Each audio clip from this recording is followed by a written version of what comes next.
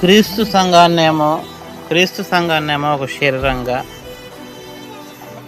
అందులో సంఘ సభ్యులనేమో అవయవాలుగా లేఖనం వర్ణించడం మనం చూస్తాం.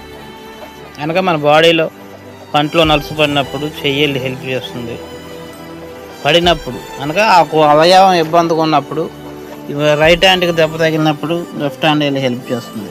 కనుక ఒక ఇబ్బందికరమైన పరిస్థితిలో ఉన్నప్పుడు వేరే అవయవం వెళ్ళి దానికి హెల్ప్ చేయడం మనం చూస్తాం.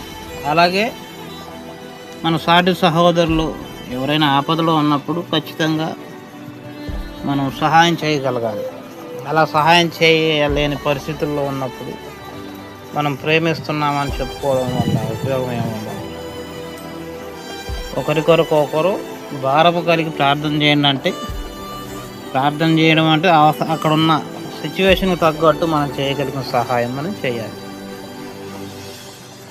ఒకరు ఆపదలో ఉండి చలితో వణుకుతూ ఉంటున్నాడు అనుకోండి, నీవు దుప్పటి ఇవ్వగలిగితే వెళ్ళి ఇవ్వాలి. అంతే తప్ప కళ్ళు మూసుకో ప్రార్థన చేస్తాను నీ చలి తగ్గిపోద్దంటే అది మూర్ఖత్వం అన్నాడు యాకోబు పత్రికలు. అనగా కనపడే నీ సహోదరుడికి నువ్వు సహాయం చేయని నీవు దేవుణ్ణి ప్రేమిస్తున్నానని ఎలా చెబుతావు అంటాడు.